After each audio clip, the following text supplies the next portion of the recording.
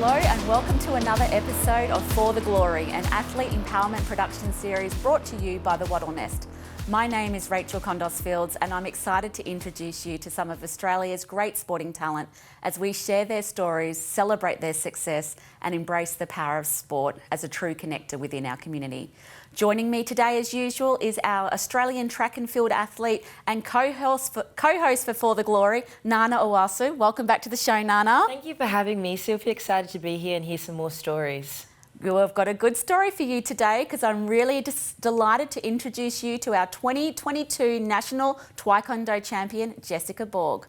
Thank you for having me. Yeah, first of all, well done. Thank you. Done. Thank you. It's very exciting to be here. So we are excited because Jess is an aspiring Olympian, has just claimed the national titles. We will get to your upbringing and your story, but how does that make you feel? It was a really good night. I'm stoked that I got the title back after 2021. It was a long day of competition. First fight was at like 10 a.m. and I didn't fight again till about 9:30. So it was a long day, but it felt really good to get the win at the end. We were watching on TV and very, very excited. Congratulations. Thank you. Superstar. Thank you. We watched some of the game and just, you're amazing at what you do. But I'd like to know, how did you get into Taekwondo? So I started Taekwondo when I was about 6 or 7. So when I was in preschool, year 1, I was diagnosed with low muscle tone disorder. So it sounds pretty scary, but it's not. Basically what it is I couldn't really write with a pencil or a pen. I struggled a lot. Couldn't coordinate my hands. So you know when you rule a margin in a book and you put your hand on the ruler, you bring your pen across, my hand would go walkabout. So couldn't coordinate the two things together. Monkey bars, all that sort of stuff. Like I can only just do them today. So they told us that this was the issue. I was in trouble at school all the time because they thought I was just being lazy. And that was not the case. I just couldn't do it. But went to OT and they were like, you know, try a sport like swimming or martial arts or something like that that really focuses in on that coordination aspect. So we knew the local martial arts gym owner and his name was Mario Rotano in Bundy. And he said to Mum and Dad, they told him my story and he said to Mum and Dad, bring it to me and I'll fix her. So we went there and gave it a red hot crack. When I was a 7-year-old, I didn't know what I was doing and first few months were horrible. I did not enjoy it. But after a while I picked it up and we are here today. And is it true, as a 7-year-old, you won your first fight by making the opposition cry? Yeah, so I had a Oh no. I had a Bundy Open. I had a fight, and all I had to do was yell. So in Taekwondo, the referee goes "Trio," which is in Korean attention, and they go "Konye," which is bow, and they go "Kurugi Chumbi," which is fighting stance and get ready, and "Kia," which is yell. And all you have to do is go "Kia," and I'm just, you know, could be a bit of a loud mouth sometimes, so all I had to do was yell and she cried and game over. And I tell you what, my confidence lifted just that little bit. While you're teaching us the language of Taekwondo, there is a word for penalty that I hear yelled out all the time. Is it numcha or gumcha or gum? What is it? Gumjung. Gumjun. I was close. Yeah, I get that a lot. Other than making your opponents cry, how do you actually win a Taekwondo match? So it's best points, so best of 2 rounds. They've changed it to. So basically, each round you start off at 0, and to score, you're wearing a chest guard with electrical sensors in them, and a head guard with the same sensors, and you're wearing these socks, like toe socks in the winter, and they've got electronics in them. When you hit the body, it's 2 points. If you spin to the body, it's 4.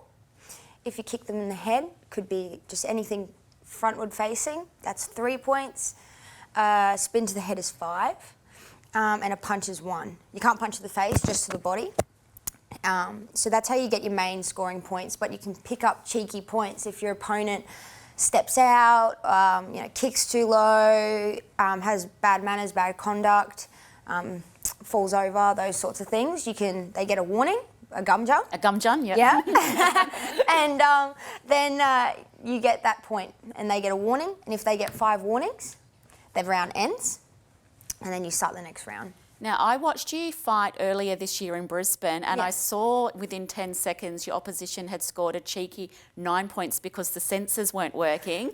Is that a problem? Does that happen a lot? What's involved, and how do you get those points back? Yeah. Unfortunately, with our system, it is flawed in that aspect. There's a sensor that goes in the back of the chest guard, and if it comes loose, you can start scoring what we call phantom points. And that's where the points you could just pass the chest guard, not even touch it. Any form of impact of an elbow or something will score. So your coach has to be really good on that, and my coach is pretty quick on that one. They stand up and they protest to the referees, and they say, look, no one kicked, there's no points, and they have to go through this process of the review and then make sure they are phantom points, and then they wipe them. Yeah, so it's a bit lengthy, but it all gets fixed. So tell us a little bit about what a week training in the life of Jess Borg looks like. So I train at home in Queensland, and I work with my coaches at One Taekwondo, and I work in the PPP 2 days a week. So every session in the evening, if it's at my club, it's an hour session, but it's a hard hour. And if I'm in the performance pathway training session, it's about 2 hours of Taekwondo. So every evening is Taekwondo, Saturday morning is Taekwondo. And then we have a gym session or strength and conditioning in the morning, every morning. So whether that be a run, a gym session, a sprint session, or off-feet conditioning of some sort, they're usually 30 minutes to an hour as well. So they're short, sharp sessions, like the sport is short and sharp, but we're training 6 out of 7 days. It sounds like you're training most days of the week. How important is a support system? My support system is critical to me. It is so important. My team is massive. So I have my sponsors, Data3 and Cisco, and then I have my work, who, no matter what I do, if I want to travel overseas or I have an early training session, they'll work around me. So Holding Red Lick are amazing with that. And my mum, my dad, my coaches, they're pushing me, they're in my ear all the time, making sure I'm having enough breaks, I'm enjoying the sport. If I need a check, I can go to them and pick me up and take me to that motivation level that I need.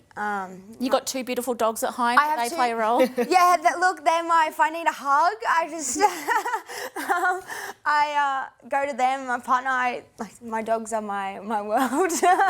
They are a huge support. How are you balancing that? Sorry, Nana. No, that's okay. How are you balancing that with work and study? It's quite intense. It's very busy. I talk to people about my schedule and they look at me and you're nuts, which is fair. But it's actually quite easy to balance. I go to Griffith Uni. I'm in my last 2 trimesters now, which is really exciting. But when it comes to uni, they are so supportive. And if I just need a little bit of a break, or I need an extension, or I'm going overseas or something, they do whatever they can to help me out there. With work, like I said, if I have an early session or I am going away, they let me work from home, and they're flexible with their days, and they just want to support me, achieve my goal in sport and achieve my goal outside of sport, because I feel like they're equally as important, and I think we share the same values in that, so it helps my schedule a lot. So yeah, it makes it a bit easier. What people don't know is the 2032 youth program, you've been identified as emerging talent for 3 other sports and very different disciplines. Tell us a little bit about that. Yeah, I honestly only did it because I wanted to just have a bit of a laugh, have a go, see what I could actually, what I could do. I was, had my eyes on a couple of different ones, but they picked me for boxing, which makes sense to me, being combat background. They also picked me for archery. And skateboarding, which very, very different sports. Very, very different. Have you mastered an ollie? Look, I don't know what an ollie is. I spoke to the guy. I spoke to the guy on the phone, and I said to him I can go forwards and backwards if I fall over. But that's about it. The archery, I have to watch a bit more Hunger Games for that one. But yeah, I'm sure I'll give it a go and see. I'm open to. We're really excited. We might be talking to a dual Olympian here. Maybe that's the goal. Yeah, you could have the 4 goal. Olympic we might sports be. under your belt. Well, when I went into it, it was kind of like, you know, if I do actually enjoy one of these sports, that could be the ultimate goal, a dual Olympian. And I don't think there has been a dual Olympian in a combat sport, so that's really attractive to me. So we'll see. I've had some boxing lessons already, and look, I'm no Muhammad Ali or Sky Nicholson or anyone like that yet. But look, I'll push myself to see if I can get there. We'll be here cheering for you on the side. Very, very quickly, before we start looking at wrapping up, I know that injury has been a bit of a setback for you and kind of crushed your Tokyo dreams. Yes. How do you find it to get up, push on and come back even bigger and better? So 2021, I broke my foot twice, the same foot, which put me out for about 21 weeks of last year, meaning I couldn't appeal for my position on the squad, but that's in the past now. And coming back from that this year was actually super exciting because I had to essentially start from scratch, and I was at my peak and felt like I was at my peak when we were going into 2021, but I got to reset, refocus and kind of look at it in a different aspect. It was my longest break that I've ever had from the sport in 15 years. So I was so grateful to have a break and come back refreshed. And national champ. Yeah. Yes, and that's exactly right, national champ, and set some new goals. So I think that's the part that motivated me the most, is that I had to overcome a few things, and I learned a lot about myself overcoming those things, and then making those new goals, setting those new goals, looking forward to Paris, world champs, you know, Oceanas, all those sorts of things, and, you know, train for that. Well done, good on Thank you. you. We have run out of time, as we do with all of our guests. It just goes so much quicker than anticipated. Yeah. But Nana's got a fast 4 game for you. She's going to throw 4 trivia questions at you. Answer as quick as possible and she'll tell you how well you went. Over to you, Nana. So I've got a couple questions for you. The first one is, what is the name of the national Quidditch team? Yes, I know, Quidditch is a sport. And we do have a national team. I don't know, oh no. I have no idea. It is called the Drop Bears. The Drop Bears. Yikes, okay, I did not know that. My next question for you is, what Australian team is called the Stingrays? Frisbee or lacrosse? I'm going to go with lacrosse. No? Sorry on that one, it is Frisbee. Okay, this is a golfing question. How many dimples on a golf ball? Is there like 100? No? 336, so a lot more than 100. And my final question I'll for count you, that. I feel like you're going to get this one. What is the name of the Australian men's wheelchair team? Which In sport? what sport? In what sport? Oh my God, I'm so sorry. In basketball. Oh no. Is it, I know it because we spoke about it the other day. I know you know it. As soon as Nana tells you, you're going to go, oh. Is it, oh no, I'm not sure. It is the rollers. You were so Hey, close. really? So close.